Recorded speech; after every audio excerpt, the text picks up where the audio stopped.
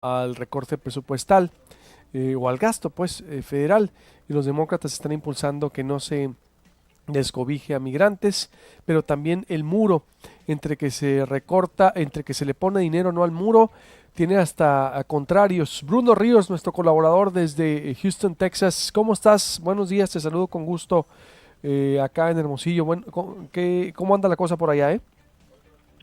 ¿Qué tal, Luis Alberto? Muy buenos días. Pues fíjate que se puso interesante porque hoy es el límite para que los Exacto. republicanos y los demócratas se pongan de acuerdo para ver si van a pasar un presupuesto anual, ¿no?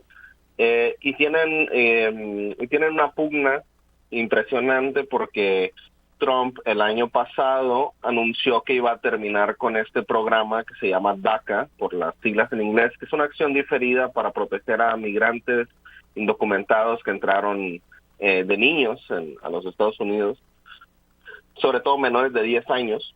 Eh, y que cumplen ciertos requisitos y les dan un permiso de trabajo y pueden estar de manera indefinida por 2 años de manera legal en el país, ¿no? Y bueno, tienen todos sus nombres y hay un programa que se estableció a través de la administración de Obama. Y a partir de ese momento se desató la bomba, ¿no? Porque pues la postura de Trump ha sido muy intransigente o muy dudosa, ¿no? El problema con las políticas de Trump es que nunca saben en realidad qué quiere, ¿no? En, Cada día dice algo diferente y de repente es como muy dadivoso o da muestras de que va a ceder con ciertas cosas y al día siguiente o a los minutos tuitea lo contrario, ¿no? Entonces hay una pugna súper interesante entre demócratas y republicanos ahorita porque eh, la postura de Trump cada vez es más intransigente, ¿no? Y entonces, pues quiere el muro y además quiere terminar con DACA y no cede un milímetro, ¿no? Y por otro lado, ahora el tweet que hace, creo que fue ayer, ¿no? Ayer o antier, que salió sobre la idea de que México es el país más peligroso del mundo. Pues obviamente sabemos que México no es el país más peligroso del mundo, a pesar de que es uno de los países más peligrosos del mundo por la cuestión de violencia que seguimos viviendo, pero pues no es algo estadísticamente correcto. Ahora, la respuesta de Videgaray me parece pues una respuesta interesante porque pues es reaccionaria en el sentido de que Videgaray sale y dice, obviamente México no va a pagar por el muro de manera literal, ¿no? Y eso lo entiende también la gente en Estados Unidos. La gente en Estados Unidos, sobre todo la gran mayoría, hay que recordar que Trump, digamos, el porcentaje de aprobación está en el 30% a lo mucho, ¿no? Y entonces la gran mayoría de la gente en Estados Unidos no está esperando que el gobierno mexicano haga un cheque por 20 mil millones de dólares para pagar por el muro fronterizo, ¿no? Eso no va a suceder y Trump lo que está tratando de hacer es un poco acariciar esa base, ¿no? Darles una galleta, ¿no? Y decir, miren, sí, sigo con esta retórica de tratar de obligar a México y a poner a vilificar a México como un país distópico o terrible, ¿no? Que está mandando a la peor gente posible y demás. Pero en realidad lo que está haciendo es política para un grupo muy minoritario del público estadounidense que lo apoyó en la elección, ¿no?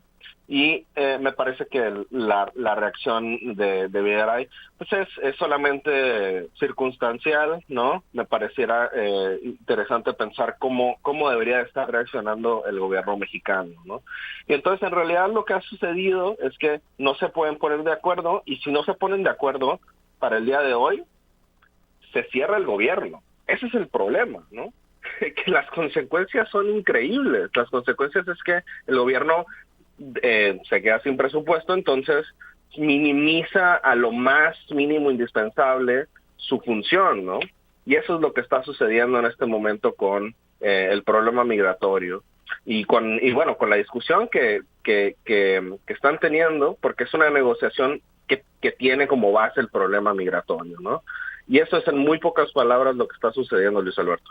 ¿Y cómo ves tú el ambiente con toda esta, vaya, encontronazo que se han dado y el deadline? El año pasado también fue o con Obama el último año, no recuerdo, cuando llegaron también al límite del deadline también. Fue con Obama y Con lo que Obama, ¿verdad? pasó es Sí. que sí, fue en 2013. Lo que pasa es que los republicanos en ese entonces querían una serie de reformas que Obama no les iba a firmar, ¿no? Y en especial estaba todo el movimiento de lo que ahora se conoce como el Tea Party, ¿no? Este movimiento hiperconservador de que además uno de los actores más importantes fue uno de los senadores de Texas que se llama Ted Cruz, que fue también un precandidato a la presidencia el 2016 y que fue de los últimos además, que quedó junto con Trump y que es muy radical y que quiere también, quería desmantelar el Estado y lo que sea. Y en ese entonces él estaba proponiendo una serie de reformas que Obama no estaba dispuesto a firmar de ninguna manera. Y lo que sucedió es que hizo un sabotaje en la Cámara de Representantes y se logró que cerrara el gobierno porque no hubo un acuerdo presupuestario, ¿no?